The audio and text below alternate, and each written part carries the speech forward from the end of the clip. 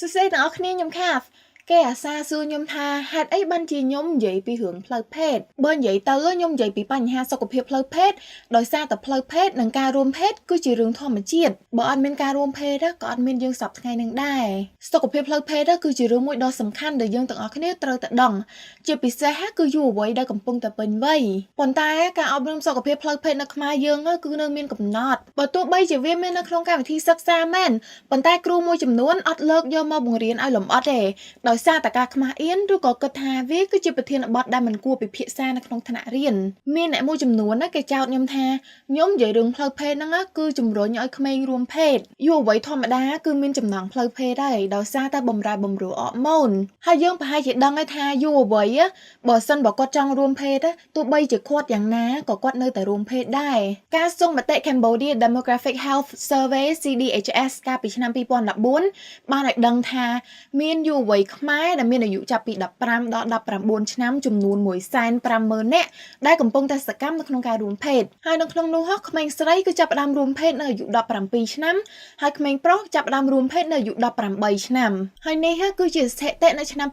2014មកដល់ឥឡូវហ្នឹងចំនួនហ្នឹងប្រហែលជាប្រែប្រួលហើយកាលពីពេលហ្នឹងយើងអត់បានបើកទលាពីរឿងផ្លូវភេទផងប៉ុន្តែក៏នៅតែមានយុវវ័យដែលរួមភេទដែរប៉ុន្តែប្រហែលជាមានអ្នកនិយាយដាក់ខ្ញុំវិញថាបើបើកចំហពីរឿងផ្លូវភេទនេះនឹងមានយុវវ័យដែលរួមភេទកាន់តែច្រើនប៉ុន្តែវាមិនមែនបែបហ្នឹងទេការស្រាវជ្រាវរបស់អង្គការសហប្រជាជាតិបានឲ្យដឹងថាការអប់រំផ្លូវភេទដែលមានលក្ខណៈលម្អិតនិងទូលំទូលាយគឺធ្វើឲ្យយុវវ័យធ្វើការសម្រេចចិត្តនៅក្នុងជីវិតផ្លូវភេទរបស់ពួកគេដោយមានព័ត៌មានគ្រប់គ្រាន់នៅក្នុងដៃប្រទេសហូឡង់គឺជាប្រទេសមួយដែលមានការបង្រៀនមេរៀនផ្លូវភេទតាំងពីនៅក្មេងដោយមានការបង្រៀនពីជំរើសវិធីសាស្ត្រពន្យាកំណើតតាំងពីនៅអាយុ11ឆ្នាំប៉ុន្តែយុវវ័យនៅប្រទេសហូឡង់មិនរួមភេទនៅអាយុក្មេងជាងប្រទេសផ្សេងទេមិនត្រឹមតែប៉ុណ្្នឹងទេប្រទេសហូឡង់គឺស្ថិតនៅក្នុងចំណោមប្រទេសដែលមានអត្រាមេផ្ទៃពោះនៅវ័យក្មេងទាបជាងគេនៅក្នុងពិភពលោកអត្រាមេផ្ទៃពោះនៅវ័យក្មេងនៅប្រទេសខ្មែរយើងគឺ 12% ហើយយុវវ័យ9នៅក្នុងចំណោម10នាក់នៅប្រទេសហូឡង់គឺប្រើប្រាស់វិធីសាស្ត្រពន្យាកំណើតនៅពេលដែលរួមភេទប្រទេសខ្មែរយើងគឺ 30% ហើយ 8% នៅក្នុងចំណោមនោះគឺប្រើប្រាស់វិធីសាស្ត្រចាក់ទឹកក្រៅពាងនេះបង្ហាញថាការអប់រំនិងការជជែកពីរឿងផ្លូវភេទគឺមិនត្រឹមតែមិនធ្វើឲ្យយុវវ័យរួមភេទនៅវ័យក្មេងជាងមុនទេ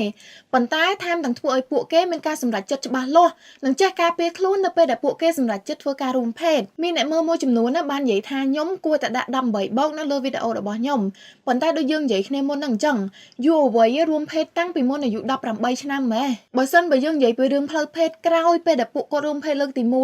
អញ្ចឹងពួកគាត់ដឹងអីខ្លះនៅមុនពេលដែលពួកគាត់រួមភេទលើកទី1ហ្នឹងនេះអត់ខុសពីគេនិយាយថាគោបាត់ទៅធ្វើរបងទេខ្ញុំដឹងហើយថាមានក្មេងនៅលើ Facebook ប៉ុន្តែយើងក៏គួរតែដឹងដែរថារឿងអាហាភិក៏មាននៅលើ Facebook ដែរអញ្ចឹងក្មេងៗទាំងអស់នោះពួកគាត់រៀនពីផ្លូវភេទនិងការរួមភេទតាមរយៈរឿងអាហាភិហើយរឿងអាហាភិមិនមែនជាវិធីសាស្ត្រល្អដើម្បីពួកគាត់រៀនពីរឿងផ្លូវភេទទេនេះគឺដោយសារតែយើងមិនបង្រៀននិងជជែកជាមួយពួកគាត់អញ្ចឹងខ្ញុំនិយាយរឿងផ្លូវភេទទាំងអស់នេះឡើងគឺដើម្បីពួកគាត់ដឹងថាអ្វីដែលពួកគាត់ឃើញនៅក្នុងរឿងវាមិនសិតតែឆ្លុះបញ្ចាំងពីការពិតទាំងអស់ទេខ្ញុំមិនមែនជំរុញឲ្យយុវវ័យរួមភេទទេប៉ុន្តែខ្ញុំក៏មិនហាមឃាត់ពួកគាត់មិនឲ្យរួមភេទដែរសំខាន់គឺកុំឲ្យតែខុសច្បាប់បានហើយបើនិយាយទៅគឺខ្ញុំគ្រាន់តែដើរតួជាចង្គៀងដើម្បីបំភ្លឺផ្លូវពួកគាត់ថាបើដើរទៅឆ្វេងទៅគឺជួបអីហើយបើដើរទៅស្ដាំទៅនឹងជួបអីហើយថាតើពួកគាត់បានត្រៀមខ្លួនទទួលយកលទ្ធផលវាហើយឬនៅប៉ុន្តែចុងក្រោយជំរឿគឺនៅតែជារបស់ពួកគាត់ដើម្បីសម្រេចដដែលហ្នឹងខ្ញុំបង្ហាញថាការរួមភេទមិនមែនគ្រាន់តែជាការសប្បាយទេវាអាចធ្វើឲ្យយើងមានផ្ទៃពោះឬឆ្លងជំងឺកាមរោគបើសិនបើយើងមិនប្រយ័ត្ននឹងការពារអញ្ចឹងបើពួកគាត់ដឹងហើយពួកគាត់គិតថាអាចទទួលយកលទ្ធផលនោះបាន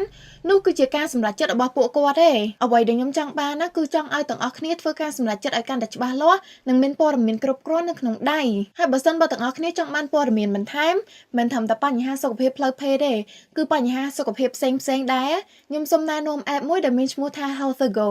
ដែលព័ត៌មានទាំងអស់ដែលមាននៅក្នុង app នោះគឺសិតតែមកពីប្រភពដែលមានជំនាញច្បាស់លាស់និងគួរឲ្យទុកចិត្តអរគុណដែលបានមើលហើយបើសិនបើចូលចិត្តវីដេអូនេះកុំភ្លេច like share និង comment នៅខាងក្រោមជួបគ្នានៅថ្ងៃសុក្រក្រោយបាយបាយ